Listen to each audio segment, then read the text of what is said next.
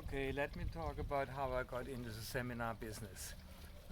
That was like I said before, in 1986. I kind of made a decision that I was done with the restaurant business. It's not that I didn't like it, but it's just not what I wanted to do anymore. So, so I was looking for something. My criteria was that I needed something where the people I'm dealing with changes. So either I have to travel and meet new people, or I have to get different groups of new people coming in. Because then I can tell the same jokes over and over and over. I don't have to kind of think of new jokes. And so, so it was, yeah. So, and I was pondering that in '86, and so it took quite a while. And I kind of was doing my restaurant business. I was working at the Opera House. I had it pretty well in hand. I mean, I had it managed. I think by '86. I think, yeah, 86, 87, no, 86. Yeah, we had sold a restaurant in North Sydney, and so I was just basically in the restaurant in Lee Point Road. And that was a 24-hour restaurant. I was open 24 hours a day because I wanted to. I had it closed usually between 2 o'clock and 6 o'clock in the morning, and then I thought that's stupid, like why? I mean, I've got to clean up and everything, and somebody has to be there all the time anyway. So, and there's not much traffic. Why not open it? So I had it open 24 hours. And until one day the council came and said, well, we got a complaint from a neighbor saying that they don't think you have a license to open 24 hours. I had it for about a year and a half or something, 2 years at that point, already open for 24 hours. So I said to the guy, I said, yeah, no problem, it's no problem. I close it. It's not a problem. Oh, no. He said, you don't need to do that. You don't need to do that. I'll get the license ready for you, okay?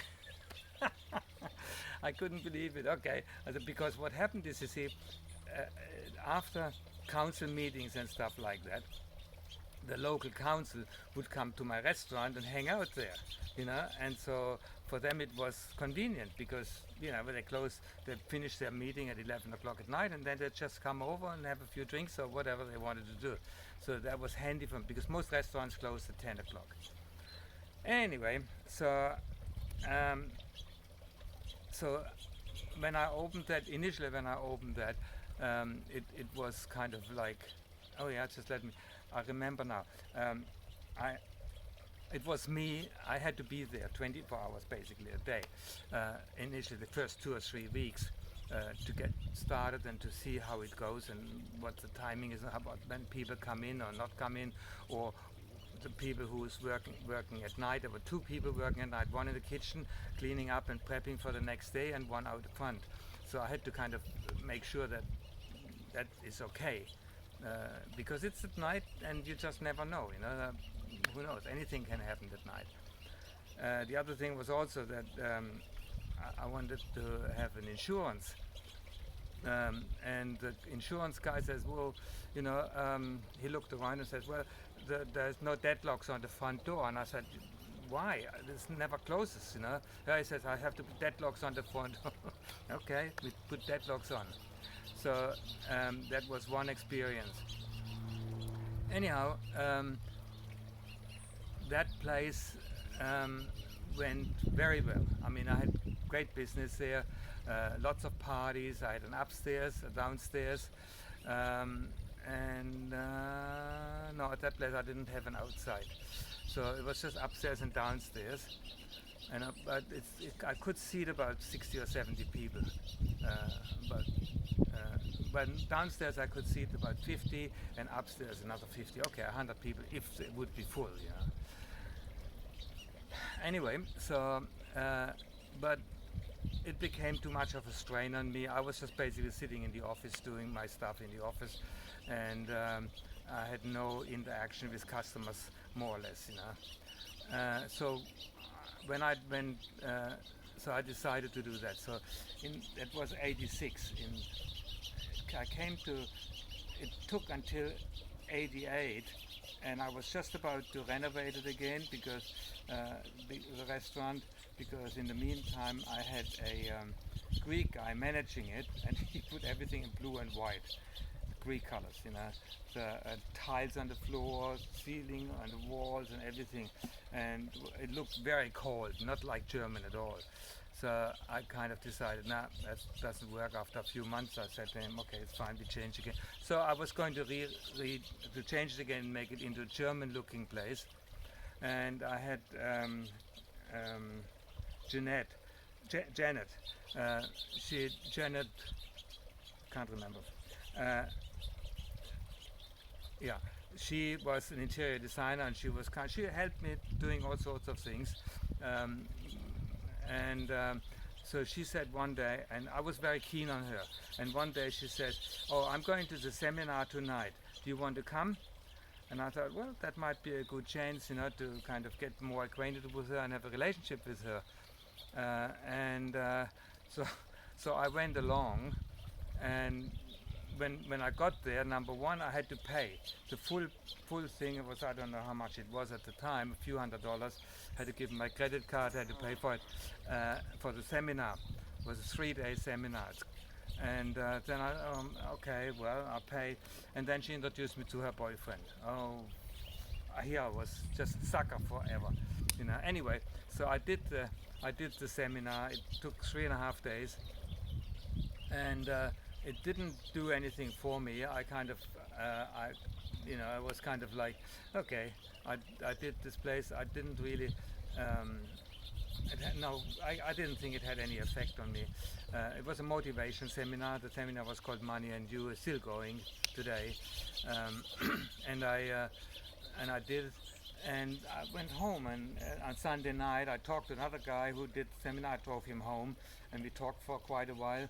And then he said, well, like, it was okay, it was a seminar, but I mean, you have to understand, I was sitting at the back row, right next to the exit door, because I said, as soon as they start talking religion or anything like that, I'm out of there, because it just, I didn't know.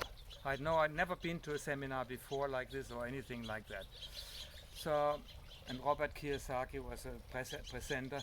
He was, now he's on TV all the time and stuff like that, but he was a presenter at the time.